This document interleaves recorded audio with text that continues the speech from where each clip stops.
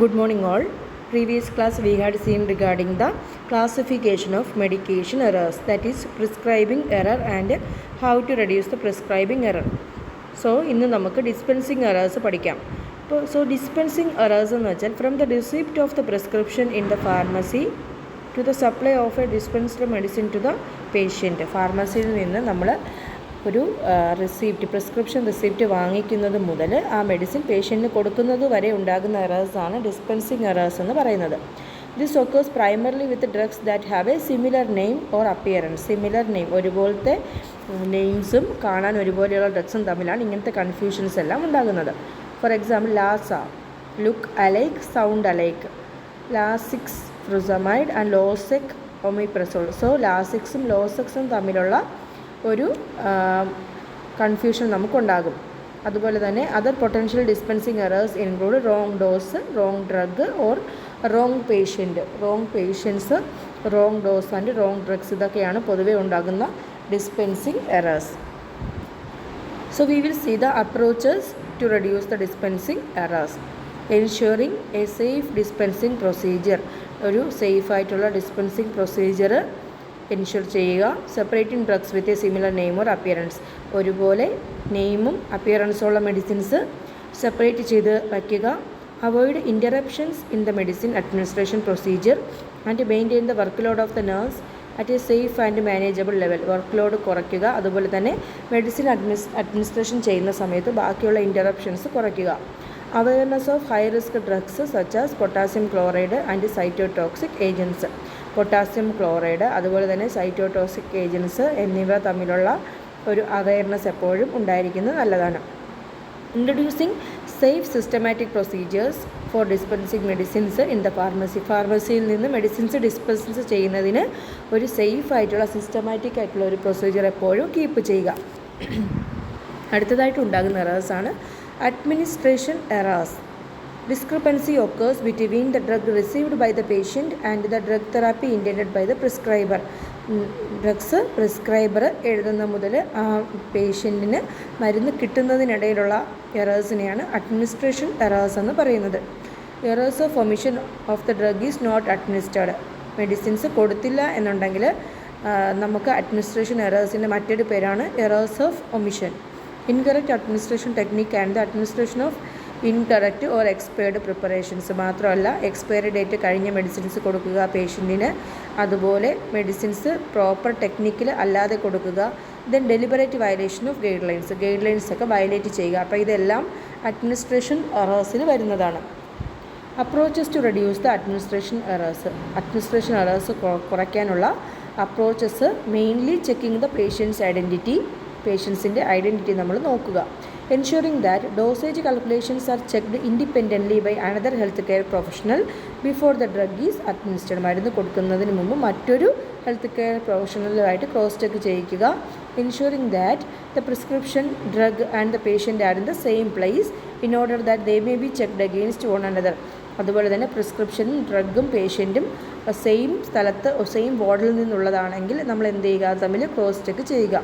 Ensuring the medication is given at the correct time.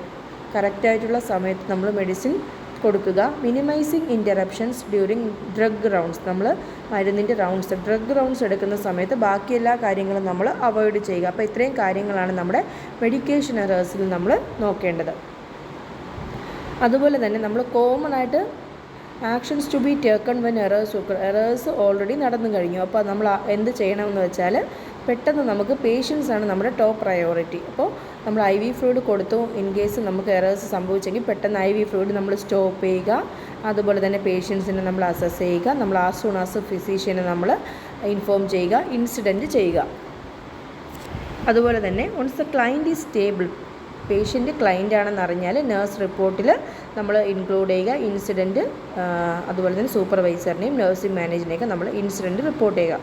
The nurse is also responsible for reporting the incident. 24 മണിക്കൂറിനകം നമ്മൾ ഈ incident report ചെയ്യേണ്ടതാണ്.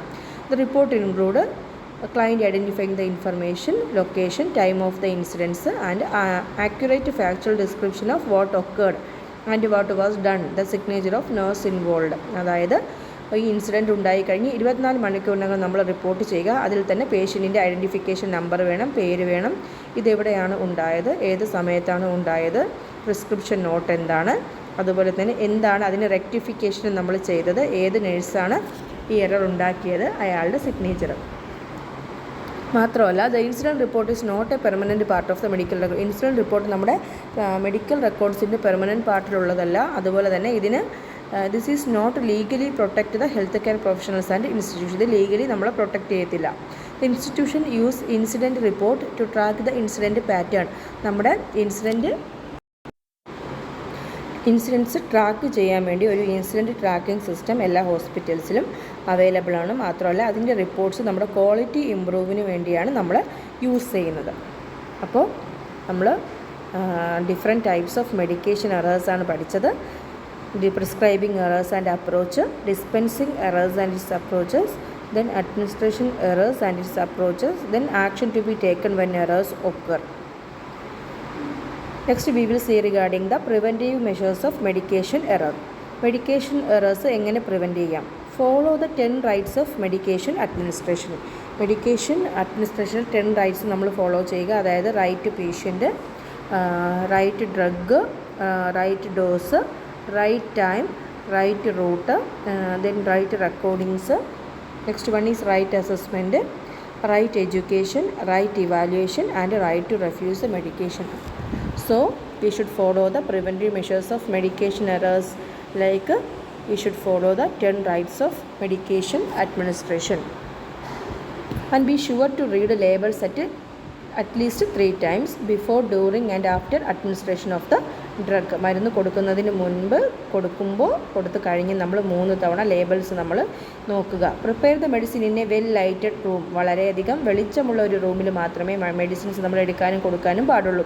Check the expiry date of the drug before administration. കൊടുക്കുന്നതിന് മുമ്പ് expiry date നിർബന്ധമായിട്ട് നോക്കിയിരിക്കണം. Be aware about ambiguous orders or drug names and consult doctor if any doubt. അതുപോലെ തന്നെ ഡ്രഗ്സിൽ എന്തെങ്കിലും ഡൗട്ട് ഉണ്ടെങ്കിൽ, അതുപോലെ തന്നെ ഒരുപോലെ ഇരിക്കുന്ന മരുന്നുകൾ തമ്മിൽ മാറിപ്പോകാനുള്ള ചാൻസ് കൂടുതലാണ്. അതൊക്കെ നമ്മൾ ശ്രദ്ധിക്കുക. Be alert to unusually large dosage or excessive increase in dose ordered. അപ്പോൾ അതിൽ വിപരീതമായിട്ട് എക്സസീവായിട്ടുള്ള ഡോസ് അല്ലെങ്കിൽ അൺയൂഷ്വൽ നമ്മൾ കണ്ടിട്ടില്ലാത്ത തരത്തിലുള്ള ഒരു ഡോസ് കണ്ടാൽ നമ്മൾ ശ്രദ്ധിക്കുക. When in doubt check order with prescriber, pharmacist and literature. നമുക്ക് ഡൗട്ട് ഉള്ളപ്പോൾ നമ്മളത് ക്ലാരിഫൈ ചെയ്തിട്ട് മാത്രമേ മെഡിസിൻ കൊടുക്കാൻ പാടുള്ളൂ. Double check all calculations, even simple calculation. എല്ലാ മെഡിസിൻ കാൽക്കുലേഷൻസ് ഡബിൾ ചെക്ക് ചെയ്യുക. Do not allow any other activity to interact your administration of medication to a client. പേഷ്യൻറ്റിന് മരുന്ന് കൊടുക്കുന്ന സമയത്ത് മറ്റൊരു ആക്ടിവിറ്റിയും ചെയ്യാതിരിക്കുക. ഇപ്പോൾ ഡ്രഗ് ഫോംസ് ആണ്, അത് നെക്സ്റ്റ് ക്ലാസ്സിൽ ഡീൽ ചെയ്യാം. Thank you.